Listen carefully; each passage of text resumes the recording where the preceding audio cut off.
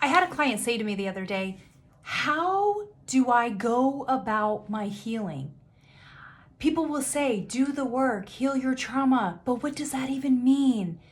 And that resonated with me so much because I remember a time, it was probably closer to 7 years ago, where I felt that same way. It was like, there's all this stuff going on and there's betrayal within the marriage and I don't know how to handle this. I don't even know. There's so much. I was so overwhelmed. I didn't even know how to navigate. And so when she said that, I thought, my gosh, that's so real. It's something that maybe all of us feel. And it's like, it feels so intangible. When you've been in this experience, after you discovered whatever it was, whether it was pornography or an affair or whatever led to the betrayal within your marriage, have you ever felt like, how do I actually heal? How will I ever overcome this? How will I ever regain trust? And not just in my spouse, but in myself and in God in so many cases. It completely destroys the entire foundation that you thought your reality was built around. And now you're questioning everything. What was real? Who is this person? Can I trust myself? Like, why are these feelings inside of me? Why am I crazy? Like, all of these things cause you to literally question what is real and what is not, because nothing feels sure after betrayal, after you've discovered whatever is been discovered, because it's not what you thought it was.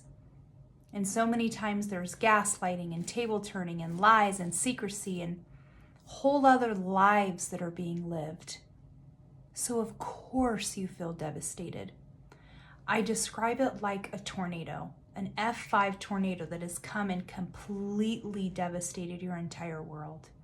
And now you're left looking around like, where do I even start? How do I even pick up these pieces?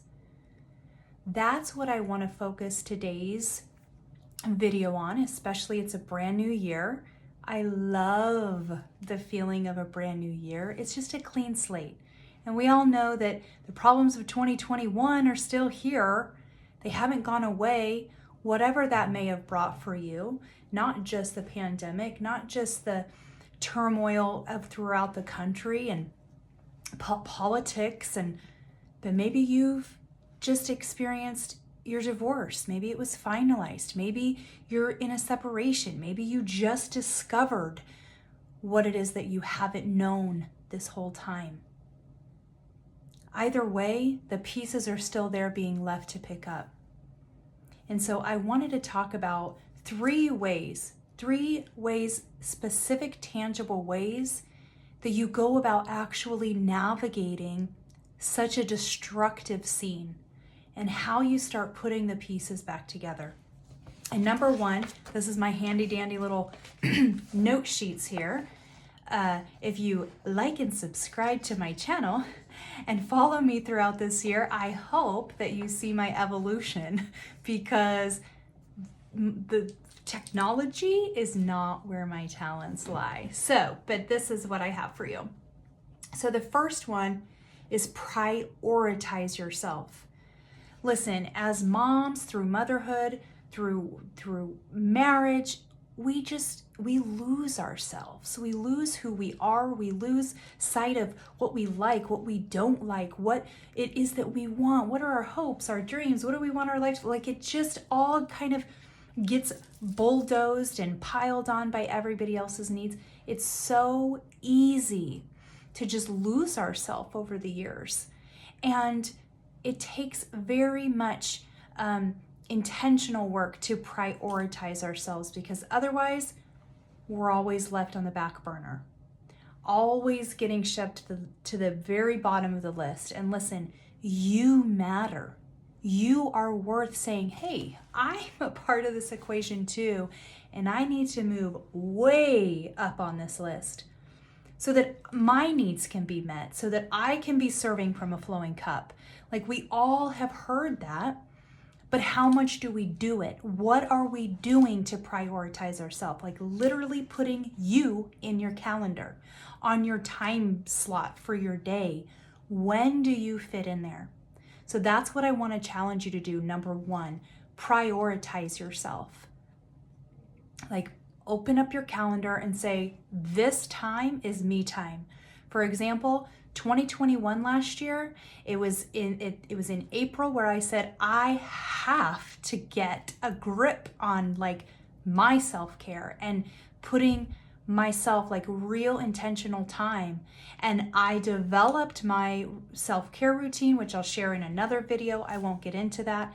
But now I have a full hour and it's in my schedule and it's like clockwork. That's what I do. My first hour of my day is for me. And it has changed my life because it changes my whole day. It sets my morning up, and that's how you change your life, by really prioritizing yourself. So that's number one. Prioritize yourself, your healing, your self-care, just truly getting focused on you. Because also through the betrayal, so you lose yourself naturally through motherhood and marriage, but then after the betrayal, it's like crisis management, and that's the mode that we're in, is crisis mode. And so we're merely surviving at that point. So if you have been merely surviving and you're ready to thrive, this is for you. You are in the right place and you are putting your healing first. Simply watching the video, just understand that it happens through small, consistent changes made over time is how you get those lasting results. So first of all, prioritize yourself. You matter. Live like you matter. That's the whole message of what I teach, is living like you matter and prioritizing yourself. The second one is create awareness. So you can't heal what you don't feel, right? And through this, maybe even prior to that, maybe what you learned as a child or what you've learned through your relationship, what you've learned through trying to be vulnerable, maybe that's how it happened. And you learn, at any rate, whatever it is, we push down our emotions. And so if you're finding yourself, you don't know what you feel, you can't name a feeling. If someone says, how are things? And it's, oh, it's good, it's bad, it's fine. Like, those are not actually feelings and how you're feeling about a situation or emotions that are coming up. So often we can't even name the emotion that is behind the experience. And until you can do that and create that awareness, then you're going to continue in this same cycle. And nearly every client of mine, their biggest struggle is self-regulation. So if you struggle with self-regulation, meaning there's so many highs and lows, it's a trauma response to where you have very sporadic highs and lows of emotions that are really hard to manage and to navigate. And you get a stimulus comes in, it's a trigger, and immediately you go into this fight or flight. You may have a very explosive reaction to something that maybe is quite minor to someone else. And oftentimes you're left like, what is wrong with me? Why can't I manage my emotions and regulate myself? That's because we've got to create some awareness. Got to start understanding. It starts with your belief system. So whatever your beliefs are, the rest will follow. It's your beliefs, then your thoughts, and your thoughts create your feelings, and your feelings create your your actions, and then your actions create your results. And so creating awareness around that thought pattern and how that lays out is going to be essential for you to start creating some shifts and some real paradigm shifts within that need to take place in order for you to feel empowered to be able to do this hard thing. Because, sister, you are doing hard things. What you are facing right now is hard. it may likely be one of the hardest things that you ever face. And so being able to sit in those hard emotions and process them and feel them and move through them, who doesn't want to just snap their fingers and be done and be on the other side of healing? But it doesn't work like that. We have to feel the feelings to heal through them. And so once you start to create some awareness and really understanding your thought patterns and how it affects your emotions and what those emotions are, then you can start really learning some tools and coping strategies, some really healthy coping strategies that will help you manage and navigate those feelings. And then the third one is to get support.